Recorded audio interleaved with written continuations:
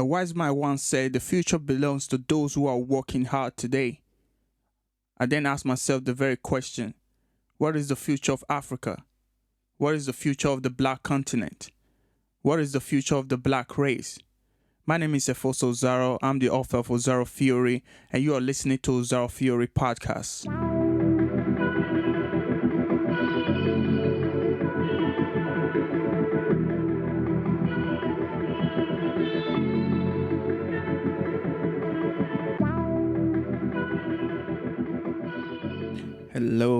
Hello, everyone.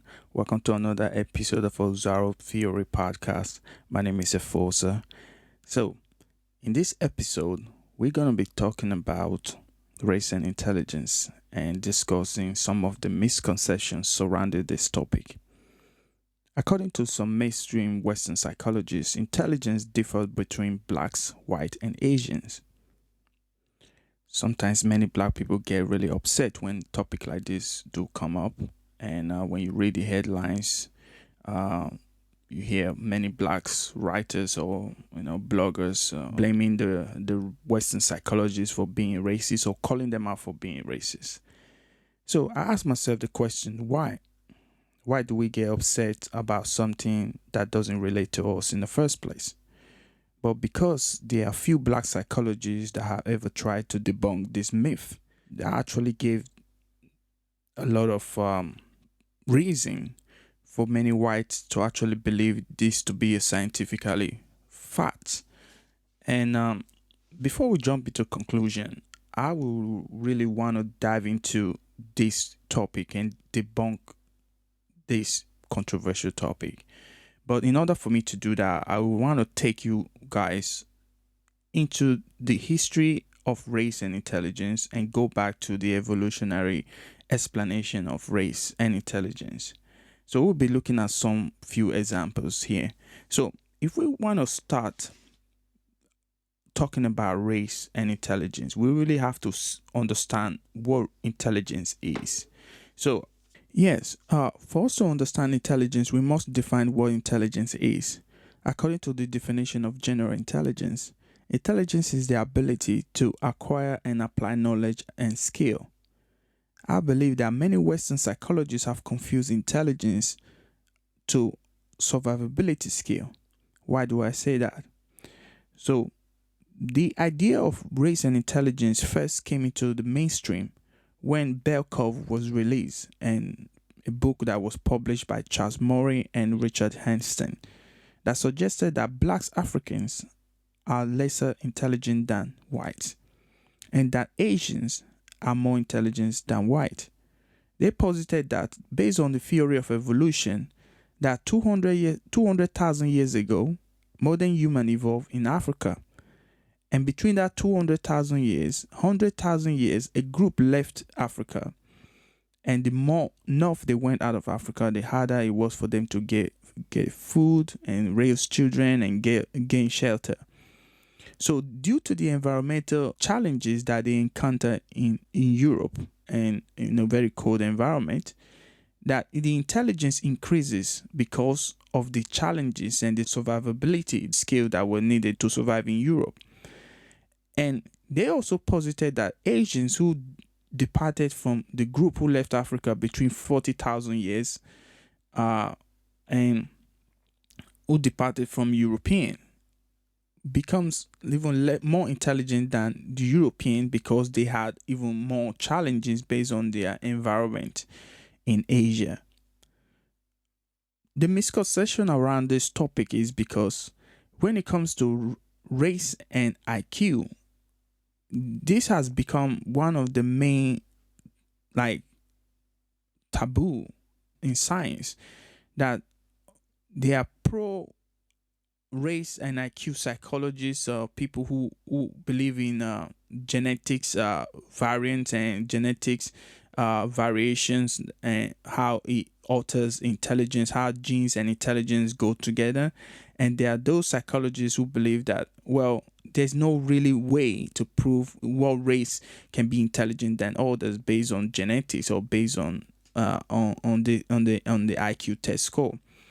So I published a book called Osaro Theory, And my suggestion to the Western psychology was that it was unscientific and biased to carry out such research and concluded based on the evolutionary explanation.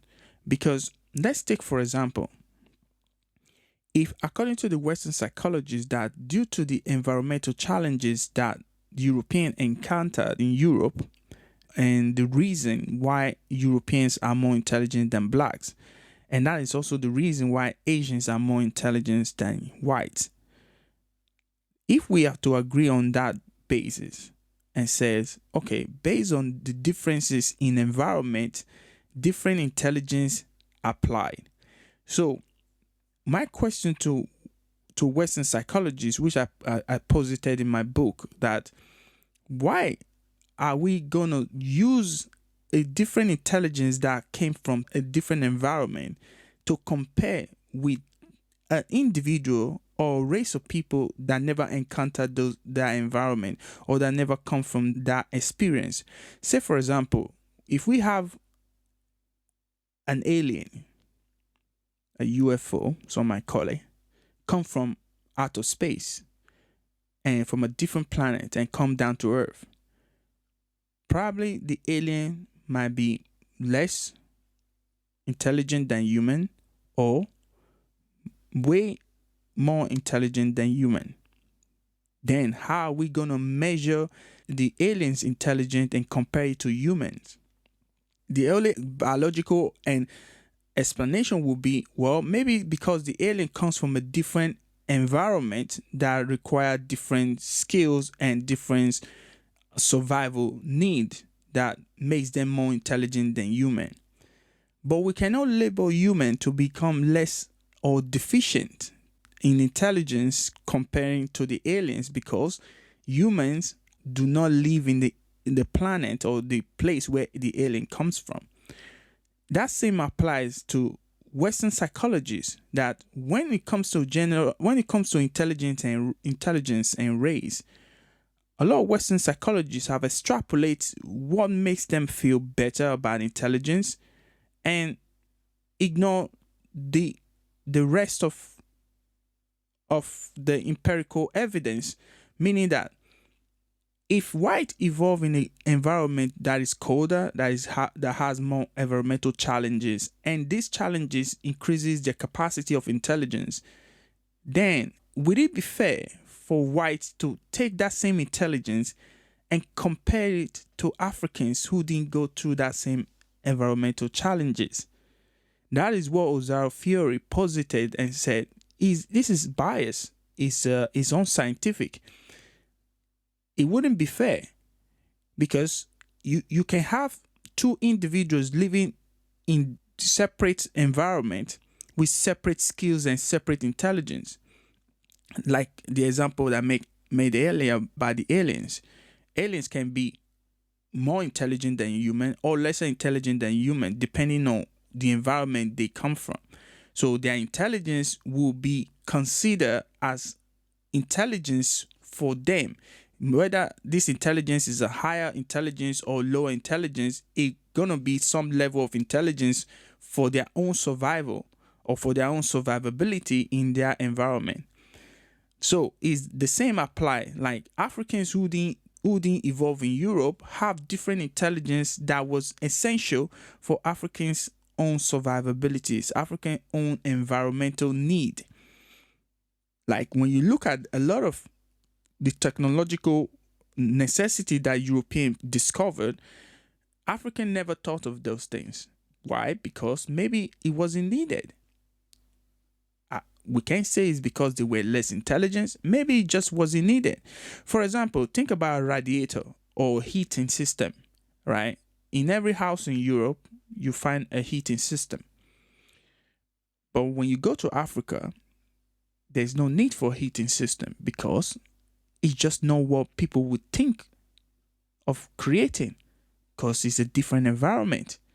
And different environment require different set of skills and different needs. So that evidence and fact that African evolved from a different environment and they have a different need it wasn't taken into the consideration when people like Charles Murray and Richard Henston wrote Bell Curve. Canadian psychologists wrote about race and intelligence and evolution, Philip Roston. They never mentioned those facts that Africans come from a different environment, so their intelligence might slightly differ from that of European. But we cannot compare and use European tests to test the Africans and say, well, if they don't score a higher mark or a mark above the average of European intelligence, they are deficient. They are less intelligent than European. But that's where it becomes a problem, because it's impossible for you to test somebody based on your own skill. Imagine a boxer who is a well-trained boxer, and is good at being boxing. And comparing the boxer to someone who never even stepped in the ring. And when you carry out this comparison and this test, and you concluded that because the person who never stepped in the ring cannot fight exactly in the same speed in which the boxer who have been training, a professional boxer that has been training for many years, the way he fought or fights, you can conclude that based on that statistic, that the boxer who never stepped in the ring is just less intelligent than the boxer that has been training for many years. This is the misconception that I try to debunk in the Osaro Theory book, that it's impossible for you to measure intelligence based on your way of understanding what intelligence is. Intelligence can be something else for somebody else, you know. And if we go to Asians, what Asian consider intelligence is not what European consider intelligence. And when you look at the area where Black people are very successful, like say for example in music and sport, Black people are very successful in those areas because they have a higher intelligence in those areas. And when you look at music, especially to be specific, Black people have dominated that entertainment industry. Why? Is it because white are less intelligent in music? No, because I think it's because there's something that Black people do and do better than other races. But then imagine now if Black people walk around and using Black music and comparing it to white music and say, because white music is not as successful as Black music, we can come and conclude that white cultures are deficient or white music less intelligent to Black music based on our preference and our own understanding of music. That would be pseudoscience. That would be bias. That would be a complete nonsense. But exactly the same thing that Western psychologists have been doing to Africans when it comes to general intelligence.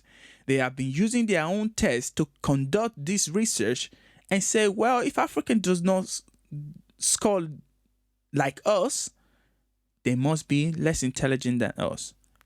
So this is the misconception surrounding these areas of intelligence, and this is what I wanted to talk about in this podcast. Next episode, we're going to be looking at race and IQ and how we can understand these differences between blacks and whites in areas of cultures and life, and how these differences might also help us to understand ourselves better. Thank you, and have a nice day.